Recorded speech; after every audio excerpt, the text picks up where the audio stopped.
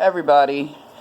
My article today is over coercion and social support behind bars. I have been working in a prison for almost 20 years, and this whole article is geared towards what I experienced in working in corrections and the state prisons. Just a second. The topic on the article is testing on integrated theory of misconduct and resistance in U.S. prisons. This article examines key propositions from Calvin Colin Vander Vent's different coercions social support theory, the DCSST, explaining inmates' violence, misconduct, and resistance with prisons. Which, for me, dealing with that and stuff, you know, it can go both ways. You know, it's who they socialize with and stuff. Also, it's all based on their behavior and stuff while they're incarcerated and stuff. You know, they can be in groups and stuff that are expired. You know, that are on the right track, and they can be in groups that are not, such as gangs affiliated, and stuff like that. Explaining inmate violence, misconduct, and resistance with prison. A sample was made from logistic regression models applied to data from 481 prisons incarcerated in the state correctional facilities across U.S., providing mixed support for the theory.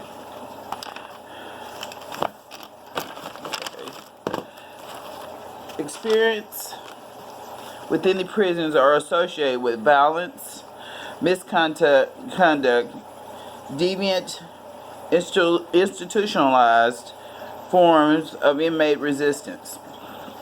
Okay, I'm part of this. Prison staffs. The reactive behavior that we have. The reducing the violence, that's what we do.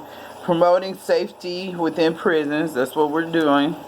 And the DCSST and inmate misconduct, the difference, coercion, and social support theory.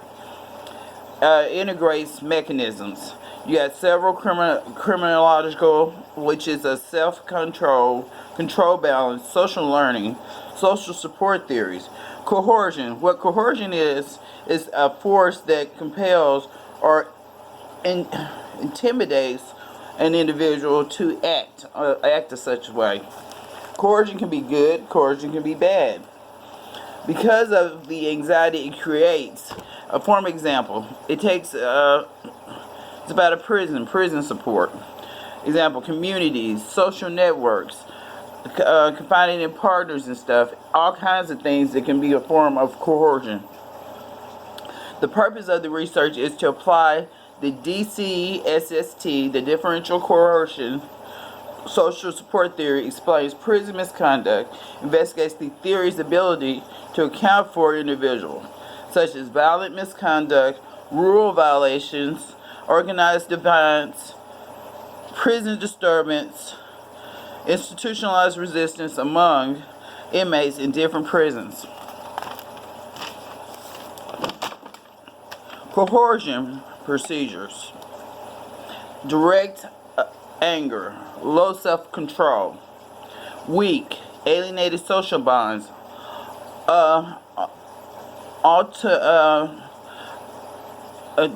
intimidating misconduct. Example, offending is another form of coercion procedure. Social support, conventional, reduces anger, internalized self-control, strong moral commitments to others, reduces mental health problems, encourages pro-social behaviors, inhibits criminal and non-criminal defiance. This is stuff that stops all this stuff from happening and stuff. This is that social support and stuff. Now the coercion procedure this stuff can start the deviant behavior, the distant anger, the low self-control, the weakness, You know, alienated social bonds, ultimate misconduct. That stuff can start the coercion and stuff, and starts the deviant behavior. Then you got the support that can keep you from gearing towards deviant behavior. Concepts of coercion is rooted in strain theory tradition. General strain theory provides consistent support, conceived experience, abuse, victimization, leads to crime, antisocial behavior. You at a macro level has a negative relationship between social support or crime at this level. Cast doubts, accuracy. General ability of the DCSST's prediction that social support inhibits crime, negative relationship between objective or perceived social support and crime, deviant, antisocial behavior. The relationship varies by types and source of social support being analyzed. It just varies. They can go either way. You know, deviant behavior, it can be it can be good. Just it varies in different circumstances. Crime and deviant focus on interpersonal forms of social support, not on the net effects of instrumental social support on individual crime and deviance. Applying the DCSST, the differential coercion support, social support theory. Research on inmate misconduct focuses on prison administration, prison administrative and organizational factors. A prison, the behavior pattern in a prison stuff is based on the administration and the staff. That prison is ran by the administration. That means the upper administration has a part in the way that facility is ran. And that's where the coercion and all the deviant behavior and stuff can be seen if that prison is not ran by good administration.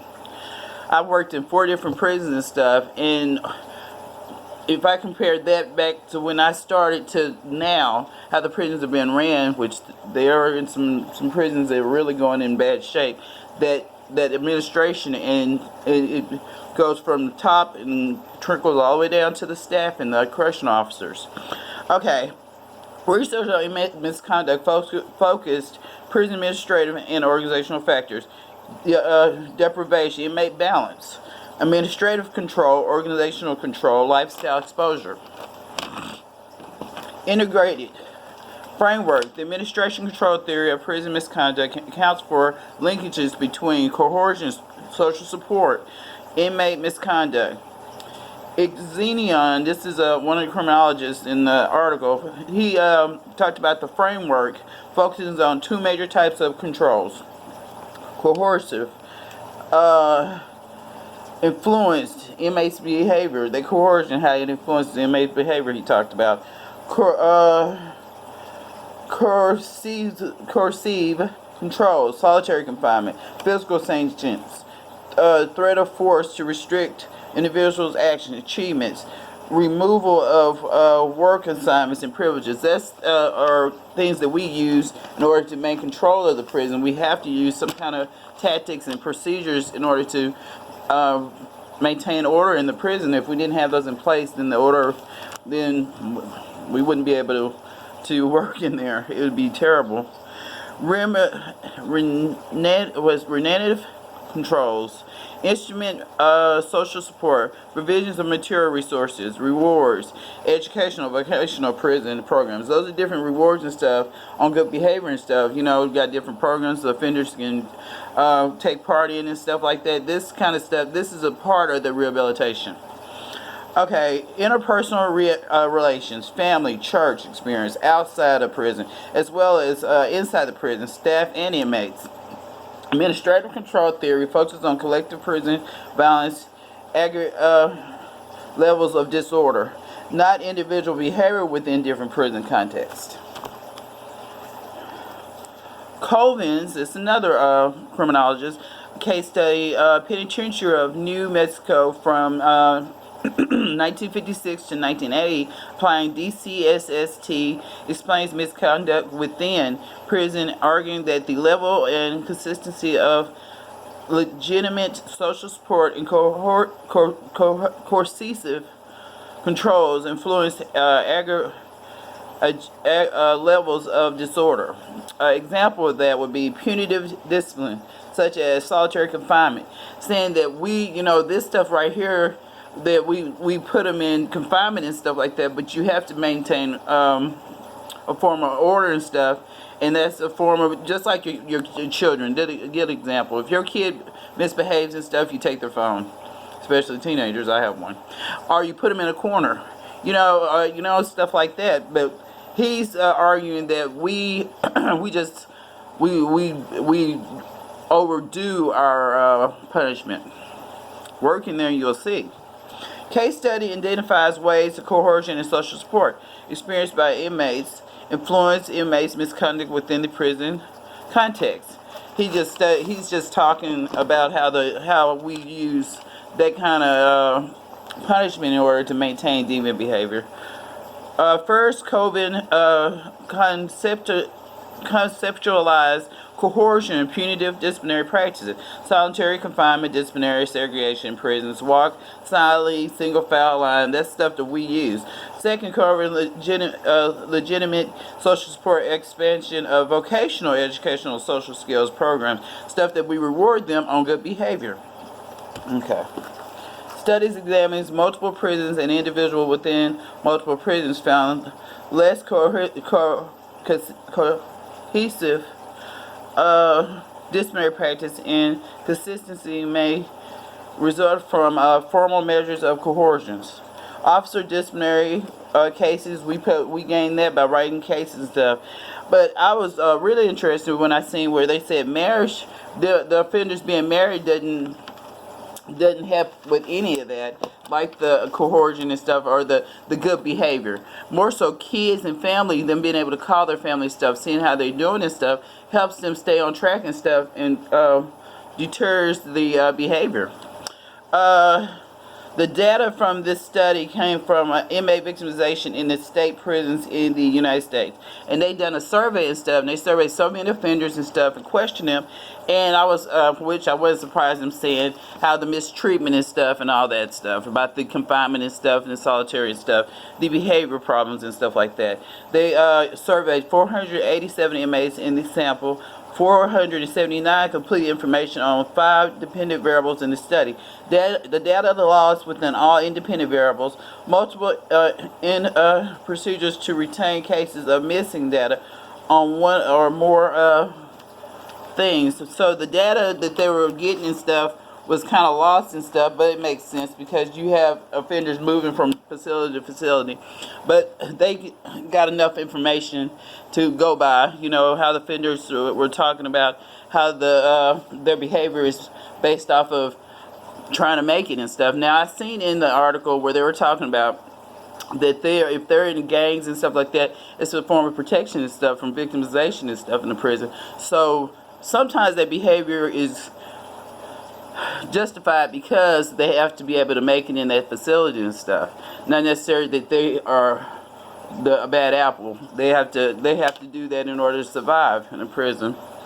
Okay, organized defines gang hunger strikes and stuff. Now, some of that deviant behavior comes from them hunger strikes, trying to gain something. So they do things in order to gain rights and stuff, the hunger strikes and stuff like that, or laying it down because they don't want to work and stuff like that. In conclusion, the study adds to recent efforts for prison school scholars to advance popular explanations of inmates' misconduct by integrating key insights from correctional facilities worldwide. Also adds to relatively small body of work testing DCSS predictions about the crime generating effects of coercion and crime. Well, one thing about coercion and stuff, people have their own mindset and stuff, and if they do stuff like that, then we can't stop them, and we all adults and stuff like that. But it's who you socialize and stuff, and trying to maintain and trying to be safe in those prisons and stuff. But that was a mouthful. But I enjoyed the video and stuff. I enjoyed this semester and stuff with Dr. Colleen, and I would love to meet her when I graduate. Have a good one. Bye-bye.